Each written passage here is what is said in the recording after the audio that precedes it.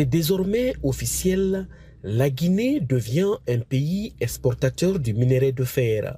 Plus de 120 millions de tonnes seront exportées chaque année pour un revenu annuel estimé à 2 milliards d'euros. Avec les revenus de Simandou, c'est vrai, nous allons diversifier notre économie pour créer de l'emploi, d'où l'élaboration du programme socio-économique durable responsable Simandou 2040. C'est une diversification de notre économie. Il y aura presque 20% du revenu total qui va être consacré à l'éducation.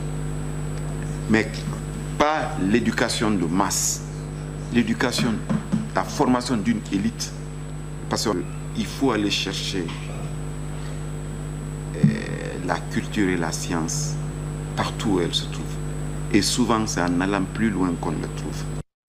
Un chemin de fer de 675 km a été construit pour transporter le minerai de fer du sud de la Guinée jusqu'au port minier de Moribaya. Ces infrastructures ferroviaires seront également utilisées pour le transport des marchandises, des personnes et des produits agricoles. À travers les infrastructures que le projet Simandou a construites, la Guinée a négocié une utilisation de ces infrastructures pour des secteurs comme l'agriculture. Donc les infrastructures vont permettre de créer des débouchés pour les productions agricoles. Nous avons travaillé sans relâche avec les autorités guinéennes pour pouvoir implémenter ce projet et faire en sorte que ce projet soit une réalité en République de Guinée. Pour commencer, nous avons contribué à l'élaboration, premièrement, de la loi sur le contenu local. Et cette loi portant contenu local est une loi qui met en avant les entreprises locales. Donc nous contribuons réellement à l'émergence des entreprises locales en Guinée et la mise en œuvre concrète de ce programme rassure encore une fois de plus tous les acteurs du secteur privé que nous sommes dans un renouveau et que cela ne pourrait être qu'au bénéfice des entreprises guinéennes.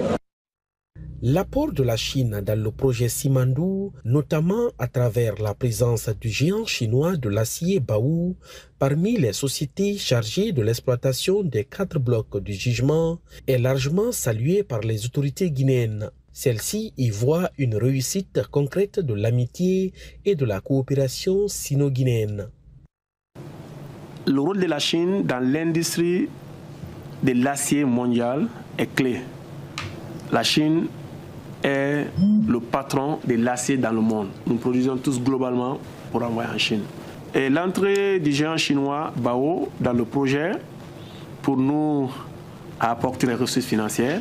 Mais l'autre chose importante que Baowu apporte, c'est le débouché. Les autres peuvent s'inquiéter sur où vendre leur minerai.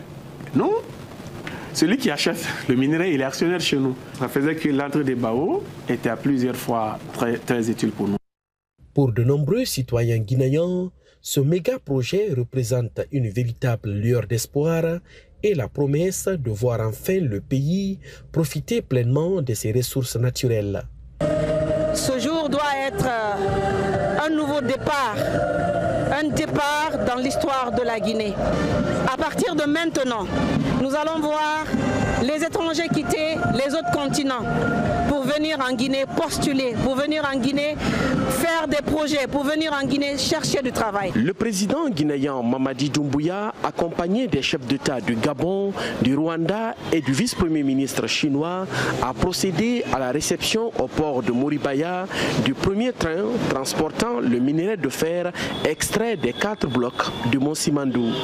Tierno Alpha Ibrahima Baldé, CGTN français, Guinée-Conakry.